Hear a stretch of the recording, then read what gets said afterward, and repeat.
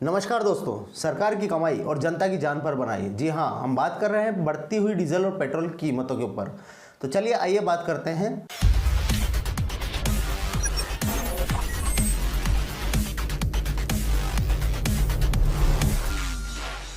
दोस्तों 2014 में जब भारतीय जनता पार्टी की सरकार नहीं बनी थी, उससे पहले उनके मिनिस्टर्स ने क्या क्या वादे करे थे, क्या क्या स्टेटमेंट दिए थे पेट्रोल और डीजल को लेके, आइए एक नज़र उस पर भी डाल लेते हैं। जिस प्रकार से पेट्रोल के दाम बढ़ा दिए, ये दिल्ली सरकार की शासन चलाने की नाकामयाबी का जीता जागता सबूत है। सरकार का जब पेट्रोल डीजल के भाव बढ़ते हैं तो उतना टैक्स भी बढ़ता है और टैक्स में राहत देकर गरीबों को राहत दी जा सकती थी, पर सरकार का ये निर्णय जो है ये गरीबों के ऊपर एक प्रकार से अन्याय करने वाला है।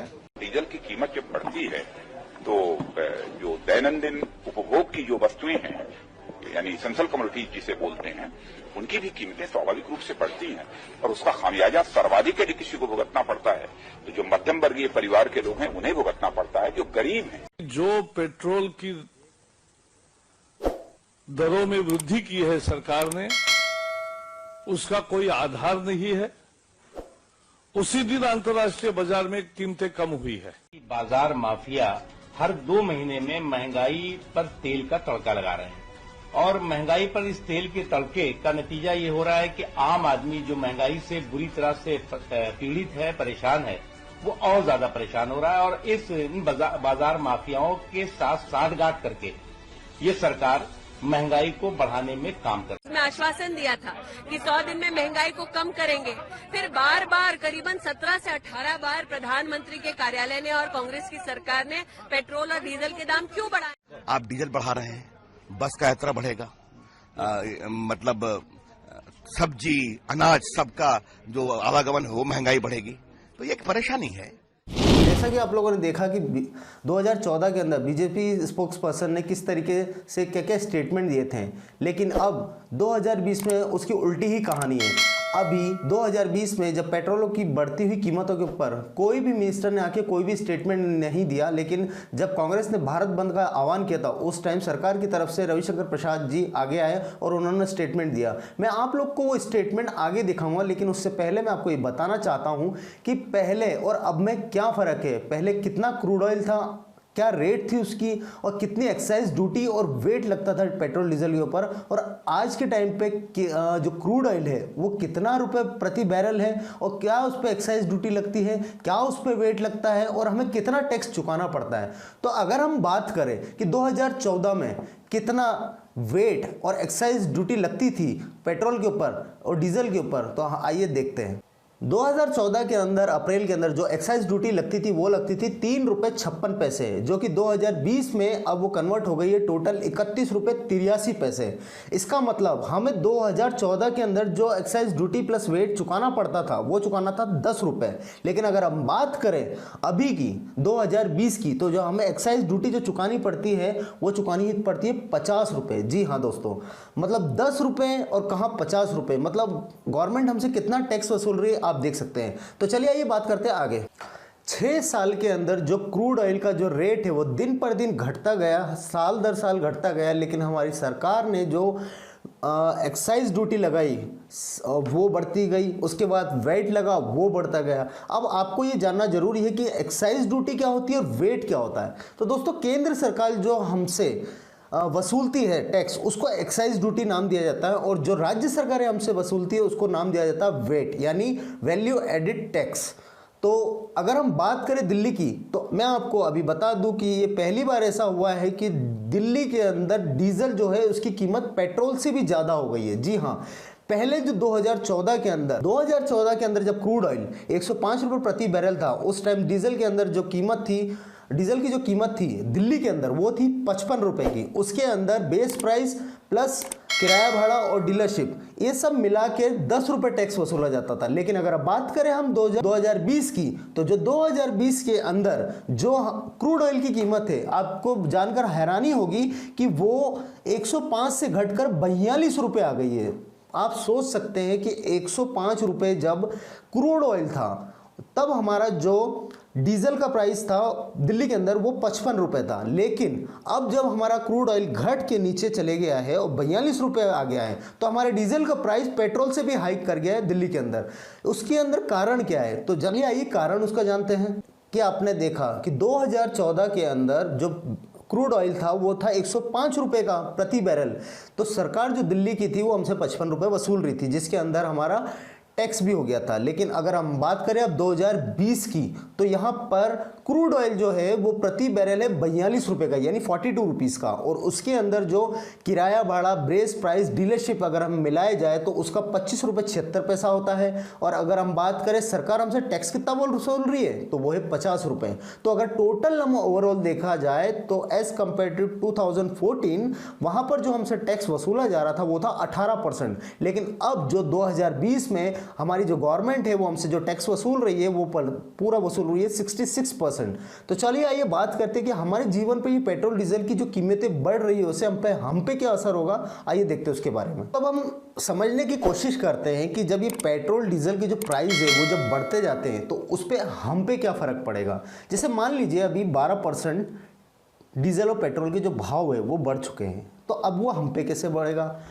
तो 12% बढ़े तो एक महीने में जो डीजल की कीमत 12% बढ़ी है, तो उससे जो सामान मान लीजिए मुंबई से जो दिल्ली लेके जाएगा वो ट्रक ड्राइवर वो भी उस 12% में अपना किराया बढ़ा देगा। अब वो किराया बढ़ाएगा तो जो उस ट्रक के अंदर जो माल रख रहा है वो भी 12% अपने उस प्रोडक्ट की रेट बढ़ा देगा। अब जब वो अपने प्रोडक्ट की रेट बढ़ा देगा तो जो ग्राहक यानी आप और मैं और आप उसे खरीदने जाएंगे तो हमें भी वो 12% एक्स्ट्रा में खरीदना पड़ेगा। तो इसी तरीके से जब पेट्रोल और डीजल के भाव बढ़ते हैं उसी तरीके से प्रोडक्ट्स और अदर जो चीज़ें होती हैं उनके भी भाव बढ़ते जाते हैं। तो जो ये बेस प्राइस और किराया भाड़ा और डीलरशिप ये सब कुछ डिपेंड करेगी हमारा जो सरकार है, जिस तरीके से वो पेट्रोल डीजल के जो दाम है वो बढ़ाती जाएगी उसी तरीके से बाकी हमारे आम जीवन पर भी इसका बहुत ज़्यादा फर्क पड़ेगा। किसानों पे पड़ेगा, क्योंकि किसानों को अगर पानी के लिए बुआई करनी है तो उनको डीजल की ज़रूरत पड़ेगी, उससे डीजल ज़रूरत पड़ेगी तो उन पे भार पड़ेगा। फिर उसके बाद सब्जी विक्रेता होते हैं, बहुत सारे जो इन चीज़ों पे डिपेंड करते हैं जिनका ट्रांसपोर्ट से पूरा बिजनेस चलता है, उन सब पे भी ये परसेंटेज ज़्यादा भार बढ़ता जाएगा। और वो जब भार बढ़ेगा तो ऑब्वियस बात है कि कोई भी ट्रांसपोर्टर ये चीज़ अपने ऊपर नहीं उठाएगा, क्योंकि 20 करोड़ से ऊपर ट्रांसपोर्टर है जो चलते हैं, जिसपे इनडायरेक्ट डायरेक्ट 135 करोड़ लोगों के ऊपर इसका असर देखने को आपको मिलेगा। तो चलिए ये बात करते हैं कि जब पेट्रोल और इनके दाम बढ़ रहे थे, बाबा रामदेव जी उन्होंने भी 2014 में क्या बोला और उसके बाद अब क्या बोल रहे हैं वो भी देखिए आप। 75-80 रुपए का पेट्रोल चाहिए कि 35 रुपए का? तो आपको जो 35 रुपए का पेट्रोल दिलाएगा उसको वोट दोगे या 75-80 दिलाने वाले को? अच्छा, आपको आज गैस सिलेंडर सब्सिडी के बावजूद 450 का और सब्सिडी के बिना जो है 1200 रुपए का मिलता है। यदि आपको गैस का सिलेंडर 300 या 400 रुपए का मिले उसको वोट करोगे या 1200 रुपए का देने वालों को? स्वामी जी, ये जो आप सपने दिखा रहे हैं, अरे अभी जो टैक्स लग रहा है 50%, वो 1% पे आएगा तो प्रैक्टिकल बात कर रहा हूं। अरे इतना अर्थशास्त्र तो हम नहीं पढ़ रखा। रजत एक बार सुनो। मुझे अफसोस है कि देखो तेल के डीजल के भाव इतने महंगे नहीं होने चाहिए, लेकिन हम मोदी जी भी क्या करें, उनको सरकार चलानी है। तो सबसे पेट्रोल डीजल के भाव 2014 के कंपेयर में 2020 में बहुत ज़्यादा हो गए। तो कांग्रेस पार्टी ने भारत बंद का आह्वान किया था, जिसके मद्देनज़र भारत सरकार की तरफ से उनके वकील रविशंकर आए और उन्होंने अपनी बात रखी। एक्चुअली वो बात रखने आए थे पर अपनी बातों में घिरते गए। चलिए आइए देखते हैं। डीजल पेट्रोल की कीमत का बढ़ना हमारे हाथ से बाहर है। हे भारत की जनता, नरेंद्र मोदी सरकार ने कह दिया है कि पेट्रोल डीजल की कीमत पर हमसे उम्मीद मत करो। सरकार ने कह दिया है कि पेट्रोल डीजल की जो कीमत है उस पे बारे में हमसे कुछ मत पूछो। तो मोदी सरकार ने कह दिया है कि वो पेट्रोल डीजल के दामों पर कुछ नहीं बता पाएगी। तो मोदी सरकार ने कह दिया है हम तो टैक्स वसूलेंगे, जमकर वसूलेंगे और आपको चुकाना पड़ेगा। ऐसी मारक मासूमियत तो केवल महबूबाओं में हुआ करती है। डीजल पेट्रोल की कीमत का बढ़ना हमारे हाथ से बाहर है। कि आशिक का कत्ल भी हो जाए और वो उम्मीद करती रहती है कि आशिक मुस्कुराता रहे। तो रविशंकर प्रसाद ने पता नहीं ये क्यों नहीं कहा कि पेट्रोल डीजल की दामों पर नाकाम हो गई सरकार, कि दरअसल भारत की जनता पर एहसान है कि हमने आपको देश सेवा का मौका दिया है जो पुरानी सरकारों ने नहीं दिया। दरअसल मोदी सरकार पेट्रोल और डीजल के दामों पर भावुक हो चुकी है। कभी साक्षात प्रधानमंत्री भावुक हो जाते हैं तो कभी पेट्रोलियम मंत्री, लेकिन इसका कोई कानूनी अंत नहीं था। लेकिन उसने इस भावुकता को कानूनी जामा पहनाने के लिए रविशंकर प्रसाद का वकालतनामा भेजा है। वेनेजुएला में राजनीतिक अस्थिरता है। ईरान के ऊपर अमेरिका के सैंक्शन का दबाव और प्रभाव है, और जो अमेरिका में शेल गैस बनने वाली थी वो अभी तक प्रोडक्शन में नहीं आई।